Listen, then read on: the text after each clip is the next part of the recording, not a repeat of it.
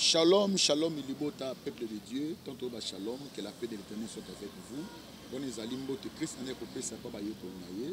Toujours préparer toujours pas chemin. Na kati ya bon, ça parce que kami te sur l'inko zonga. Alingi azwanga na poto matin na kati ya pardon na promesse. Nous avons kati ya chaîne na biso zalité on a cette TV a rien que bon Nzambe, 100% Jésus, 100% sans rides, sans taches, sans microbes. Maman Anna Kalambaï, que l'Éternel te bénisse beaucoup, ainsi que papa Nabiso Zali Carlos, le gardien du temple, ce qui est Libota Mubimba, Guy Bijou de Bambondo, Nzambe Apambolayo, et le prophète Ézéchias, et puis Bananion, il y a MEMA, ou à Pinakatia France, Nzambalo Lazana Topambolabino. Tu as mis un homme de Dieu, Moto Ozaki parmi Batou Bazaki Nakati Eden, Eden Toyebi Ango Zalaki, Izaki ensemble, délivrance pour notre nation. Comme visionnaire papa Nabiso Alain Moloto oya utika biso vraiment tant moulayi il y a zaki lokola nzungu ya intercession ne ko sima intercession pour que musala nzambe ke malam peto kota mom ki mamba Gaël to kota mom ki désordre izana Gaël o wapi izali orchestre to pezaki groupe monde d'adoration oye sima papa Alain Moloto banda kei où sont passés oyezali Gaël banda kei Eden kei wapi. Ensemble avec mon caméraman, merci beaucoup. On a Toyambi directement au Ezali, notre invité. Shalom papa. Shalom papa. Boni. Nangolo Nzambe Malam. Ba libosoto ya mona kati émission na biso toni to ba kombo na yo. Kombo nanga Ndeko Joël. Naza membre na kati Eden nanga lo banaza nzungu te e banda ko pesa moto ya intercession. Mais nazali membre na kati Eden okwa bandeko nyonso. OK, merci beaucoup. Ce qui to yambio awa to tuna yo pena ba question est très très important par rapport il y a Eden ekei wapi. Ezali to za rasote. Eden ezali. Ezoko question mo posé Jésus-Christ a koufi. Oh Jésus-Christ a kelola. C'est comme les disciples baptiques à l'Andéni. Eden, ils ont vivre. L'esprit qui était à Papa Alain, qui dirigeait l'Eden, le même esprit où ils allaient, toujours continuer à l'œuvre avec Dieu. Pourquoi on a une question? Parce que ceux qui visionnaires à Koufi, tout le monde a moins mis l'église de Bélès. Parce que Eden, il faut que non, initiateur, il y a Eden comme un visionnaire Eden, et ça combo, il y a Papa Nabiso Alain Moloto. Là, vraiment, il faut que Bango Malamu. Donc, à part Gaël est acquis comme les groupes d'adoration, mais dans les acquis tout un ministère pour la délivrance, il y a nation, je crois en Owana. Bon, le quoi visionnaire acquis, tout le monde peut le la vision, c'est Koufi. Bon, vision et Koufité. Visionnaire, vision, c'est Ezaki Nzambe. Même temps qu'on conduit vision Nzambe, Nangongane Ezaki Papa Alain Moloto. Papa Alain a Koufi acquis tant que Moloto, tant que Moutou. Et vision au Nzamba Tchaki pour na papa à l'intérieur mais pour na Congo ils allaient vivre. Tu vois que chaque dernier dimanche il y a mois il y a une manifestation de ça triomphale qui sont parmi nous pour participer mais banda papa Alain qui je crois et l'eau qu'on a tous au monde en go penda les sous-soutés pour eza les sous-soutés par rapport à ça au yoko lobanine. Bon depuis papa Alain qui je crois papa la Koufi na août, le 2 août 2013, après l'Iwa Papa Alain, je crois que le continent qui va triomphal avec frère Clovis. Après, on a le continent qui, Papa Landis qui va triomphal. Après, frère Clovis, et à cause de le déplacement, Papa Michel, on avait aussi, il y a cause de la suite triomphale. Il y a un bon moment que le Seigneur il a voulu que tous les suites triomphales. Tout le monde travailler sur le terrain. Et jusqu'à aujourd'hui, nous sommes sur le terrain. Sur le terrain, vous avez pas parce que là, directement sur le terrain, c'est-à-dire, on a directement dit. Donc, on a maintenant une vision. Peuple nous sur les boutons nous écoute un triomphal parce que triomphal, c'est le papa là qui nous a dit si quand on est single l'activité les gars parce que ma cambo les camé kuna. Faut que beaucoup habitum le kuna. Mais tant on obi que boza sur un triomphal que c'est que ou soit directement sur ta dit donc bimi na vision papa là. Parce que là qui nous voilà maintenant mon côté vision mais on monique den et ceux qui ont sous-souté. Non, ce que le bi papa Alenda Lobaki tous en a triomphal. C'est Dieu qui avait permis à papa. Parce qu'après le déconfinement, autozon a triomphal. C'est le même Dieu. Non, défi monté. Tout ça, la moussala, le lingue nzambe. Parce que tout le temps, on a une directive nzambe. Tout le temps, on a une directive à moutumoroté. C'est Dieu quand il a dit que non, besoin na triomphal. Yem ta ben asimbaramité mais abatnyo soba na triomphal. Quand Dieu vous dit que non, bokene na orphelinat, bokene ko célébrer na orphelin, bokene de place boy, bokene na province boy. C'est Dieu biso to la ndaka lo lingue nzamba mema biso. To conduire vision nzambe lokola biso batu point. Papa l'un abandi ko conduire vision o na maisha park. Après maisha park triomphal. Tu vois? Mais bon, papa l'a tika na maisha park. Papa l'a longa maisha park parce que batu bakoma ke belé. Non. Non, on est le belé batu. Mais le baki te on nzamba lo baki. Son nzamba bibo ko sa na stade de martyr même si toza 5. Même si tu as 4 et tu as obéi, on c'est-à-dire, on fait ce que Dieu nous dit. Tout ça la terre pour que tout se pète sa balle. Est-ce que papa Joël, vous pouvez expliquer que l'idée, la vision, il y a Eden et où tu peux na Gaël, tu as un sou de Gaël, tu as des fonds de bonheur. Vision Eden, on a mon ming qui ming Gaël, on a battu une sous à l'Ibanda vraiment. Mingi zaka Gaël, modérateur Gaël, nini nyoso Gaël, mais puis au Bengaza c'est tout un ministère. Ministère mais il faut qu'on associe d'autres ministres pour pas accompagner. Nous ça là bon à part prédicateur, bon on peut se vexer bien. On a eu place au monde kotanga journaliste. Et puis prédicateur na mona Marcelo Ateya, na mona en tout cas il y a beaucoup vraiment de prédicateurs Ateya. Mais comme ces acquis le cola comme si n'habite papa les années dans l'église n'a banane den wana pour le quoi banane dans les signanté il fallait que moi le qu'on a pour na habiter mutu fois ça l'église fois année ata sinon mi be qu'on a biso ya année na condition na biso il faut azala marié il faut comme un pasteur consacré il faut tant en théologie yo mozo benge papa no tikolo benge pasteur te atikala ko sana idée te au ça l'église frère Patrice et puis les autres visionnaires. Papa Patrice azaki na appel na ye ya ko ça l'église nzamba bengaki mais papa lente so azaki na appel à ça l'église mais avant ko fanga ça l'église. Maintenant répondre na question wana. Tozana quoi na tchaka ka deux sortes ya armée na biso ya Congo. Na tché armée terrestre na armée quoi. Aérienne et terrestre. C'est-à-dire, il y a quoi? Pour que bandeko obazana mabele, basodo babundaka na mabele, voilà. Pour bakanga mboka moko songolo. Il faut bandeko bazana ba hélicoptère, ba obazana ba avion, ba ke ba bombarder. Et ba bombarder, ba obazana maboko ba yeko sa nini. Ko kanga mboka ba matisi nini. Drapeau. L'Éden c'est l'intercession.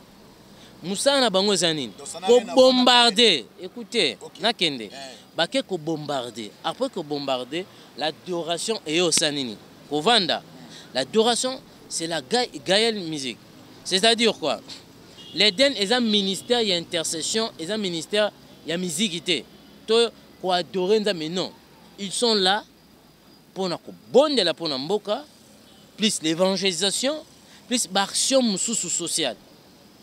Gaël Azar pour nous former des adorateurs. C'est un adorateur. Non, pas former, mais on a déjà adorateur. Tu as reçu Seigneur Jésus-Christ dans ta vie. Et bien là, le lengeni na kongumba melanzambe. Et le lengeni na servi nzambe. Ce qui n'a pas mindoule, tu as un niveau, il y a une école d'adoration. C'est ça. Les deux ministères, ils vivent quoi? Ok. C'est-à-dire, Obi, Gaël, les équipes pour préparer les vrais adorateurs. Voilà. C'est-à-dire, Nathan a besoin de et préparer. Donc, avant Gaël, l'adorateur, madame Bazalaki. Ok, non, tout n'a revenu. Mais Eden Ezaki, pour l'intercession, pour délivrer Congo na maboko, il y a Satan. Spirituel et physiquement. Spirituel et puis physiquement. Mais Ezalité, Ezaki, une plateforme, il y a fabriqué un pasteur, lelo, presque un musicien belé Gaël, comme un pasteur. Non, ok, plus loin. Na tunika motuna, ba question ça pas yo ne répondre. Voilà. Na ko répondre yo, na yebi, na ko citer pasteur Atoms, pasteur Blaise, pasteur Francis, aujourd'hui tous pasteur qui c'est en Nadège. Mais mutuna mutu ayebi appel onzamba bengela. Et tali kutu gaëlité et tali pédalité. Et c'est intimité à yenanzambe. S'il est sûr que Seigneur a saigné, a benga comme un pasteur, c'est ça de servir. Il y a quoi de l'Éden et de Gaël? Mais bazana kati yanine, il y a famille quoi? Famille Gaël. Non, bazana kati famille Gaël, te papa Joël, boniongo ki mangamba mbangboy, hein?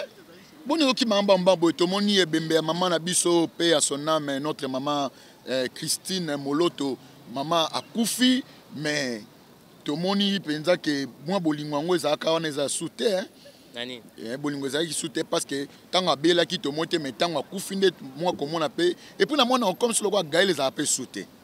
Gaël les ali. Gaël les ali qui est maintenant ou atkala ye lokola ko ou atkala ko chapeauter Gaël après papa Alain Okende. Gaël les ali. Mais alors nani va remplacer comme visionnaire parce que Christian Wakei tout le monde Pierre. Je crois après confinement brouillé ba la Gaël musique nani onzamba chepona kokamba. Donc biso to yebi que la Gaël musique onzamba chepona kokamba to yebi tout le monde ba yebi. C'est Atoms, c'est lui le pasteur responsable, il y a Gaël, c'est lui. Bon, tu avais dit on doit parler ce qui est des choses de Dieu. Oui, pas les noms des gens. Non, na la totani ba kombo batu na nenga mabete. To sana kati émission na bi bien que parce que yobi Gaël les ali. Yo na bi que Gaël obiso to yebi o mutaska nango comme visionnaire auto yebi c'est le pasteur Atoms o biso to yebi. Je peux te dire ceci. Gaël eza en vie et Gaël les osanine. Ils ont fonctionné. Je ne peux pas citer les noms. Il y a batuto, il y a pasteur. Nazana pifwana tendingisa na te cité. Bon, entre relation entre Atoms, parce qu'il y a moi na bino utikuna wa photo e bango, wa mutarobo yango azate a utikuna na entre relation parce que na mon ne Gaël les a souté. Pour nanga, les a souté pour ba chanzola, net frère Joël na mon à côté, frère Otto Tangelanga frère nani c'est qui sent je crois. Et Congo ya nani ya yesu ya biso toko komana c'est qui? Frère Santou et Clovis. Voilà. Et Clovis on dirait na ba chanzola na mona bangote. On a tali ba chanzola moi trop, bazana na chanzola te. En tout cas bazate. Bon, si réellement qu'il y a une bonne relation, pourquoi pas bango ba ko participer na ba chanzola parce que Atom ça sera toujours ni na Gaël mais tandis que il ba figura musu onga na yeba kala wana na ba mona na raté. Bon, frère Clovis azana Congo déjà bima. Ça fait déjà des années hein. Azana Congo te libanda pays. A servi Nzambe libanda pays. Comme pasteur. Non, c'est le frère Clovis. Donc ça dit, attends un jour, tu penses que un jour tu as ma pasteur. Là, je ne sais pas, on les appelle ya Mutuna Nzambe. Ngai na kenda kate. Souvent, date on est tombé na sala. C'est difficile na se présenter. Papa Joël te revenir à Zobata Batama, ko Batambata moi mingi. To revenir na ye et vrai ou faux moi na yo ça parce que aux frères au porter marque à Christ il faut babo solo vrai ou faux le pasteur Atoms c'est lui il me comme cordon na katia Gaël tant papa la koufi pasteur Atoms a coordonnateur à Gaël ministre. Ah bon c'est-à-dire il y a maintenant... non on a répondre comme ça c'est non. Gaël est comme ministre. Bon, on va faire des recherches tant que journaliste. Ok. Donc c'est comment de Gaël. Mais pas bon c'est comment de Gaël. De Gaël. Ok, merci beaucoup. Quels sont les messages au Coco accordés les peuples de Dieu, Nathan Otozanango, parce que tu es d'abord un serviteur de Dieu, Nalini, au PCP, puis s'abonner à la chaîne Auto, à cette TV, rien que Jésus. Moi, je vous demanderai, Bananzambe Nyoso, de s'adhérer à la chaîne O parce qu'il y a membre bien. Okay. Si tu veux que Okola, na Mamanzambe, adhérer à la chaîne O. On sait que le peuple de Dieu, partout dans le monde, surtout des Congolais, vous priez pour les locaux, vous avez volonté ensemble et ça n'est pas que ça m'a O. Étape union surtout passé Siko et l'Obama déjà. Basako Libaloba déjà. Même si papa là, il avait déjà prophétisé dans le moment O. et na osenga na ba chrétien nyo sur place boza bo préparer d'ici là nzamba zo sunga azo sala ngolu na ye pour que mosali na ye moko akoma kokonza mboka oyo tant que président de la République. Merci. Na revenir na yo pour que mosali moko donc jusqu'à présent on a un président mosalité. Je crois qu'on a vraiment na souka to yamba ki frère Joël ko azali parmi membres ya kati ya Eden auto yeba ki eza intercession pour na ko délivrer notre nation ya Congo. Papa azali comme visionnaire les lois tika biso ezu de montango molai tone ko sango na triomphal wana. Je crois tango ko zonga ngai a complicité to okende to kuluka papa Joël pe to koyeba mena parce que bi mena que papa Atoms inde atkala lokola président ou coordonnateur, il y a Gaël Ministrus. Maintenant, papa le banda kufa, natka koyeba Gaël Ministrus, ne baka Gaël moko, o tebe ska ba Frank Bauta, et ska ba tebe Bauta. Wana to koyeba ngo ensemble na bino. Ba programme nini o bana nzamba na poto ba koyeba. Ba programme ezali ya Eden est un programme pour le moment Eden à part la prière intercession toujours fonctionner bien sikoyo na bandeko bazali côté social. Pour nous, c'est la descente, na bango na ba kosunga bandeko pe na évangélisation. Mais le programme est toujours il y a prière, toujours à 2 heures prière. Par rapport il y a programme na yo ce côté que cause 1 heure 2 heures, il y a ko prier pour na mboka na yo et pour na kosenga volonté nzambe salema. Yango tout ça. Deuxièmement, Eden est formé sur bana na ba différents centres ou écoles, na ba formation agricole, na ba formation belé ou Eden est ça là pour que à part délivrance à prière, tu as la délivrance aussi. Net na Congo, tu as engrais chimique. Mais pour le moment, Eden est formé batundeni ya kolona o ezali bio. Et Eden a la délivrance ya Congo na domaine nyonso. Na domaine nyonso et musala Eden est ça là pour le moment na confinement yango wana. Numéro contact. Numéro na nga ya contact na osenga so bo bengi bo papa. So bo zuye ya opesa nga message et to e bandeni en solo. Ok, merci beaucoup. Je crois Papa Joël Azoki m'a posé moi maintenant c'est moins belé. Il faut peut-être bombayer. C'est un homme de Dieu, un homme de numéro humble. Je crois qu'on a vraiment presque un souka à notre émission à Bissau. Ce beau c'est une émission beau ça Francis. Merci ma caméra. Beau ça Maman Anna Kalambai, moi si Papa Carlos Kalambai, le gardien du temple. Couple mo kitoko, couple mo bossel nzambe malamu, couple oyo bana mo buluté. Exemple à suivre ça bango so bozo luka ba parrain na ba marin bo luka bango bo benganga na contacter bino na bango bo sepela na bo c'était papa Guy Bijou de Bambongo ezayo po mbongo ndezayo l'argent et répondre à makambo nyonso. Quelle éternité Dieu vous bénisse beaucoup. En tout cas, vous s'abonnez massivement. Tous les abonnés, vous s'abonner. Na tolo na cette TV a rien que m'envoie Jésus. On a besoin de témoignages. Oh, témoignages, prédications, les enseignements. Vous les pasteurs, venez, contactez-moi. Vous avez une mission,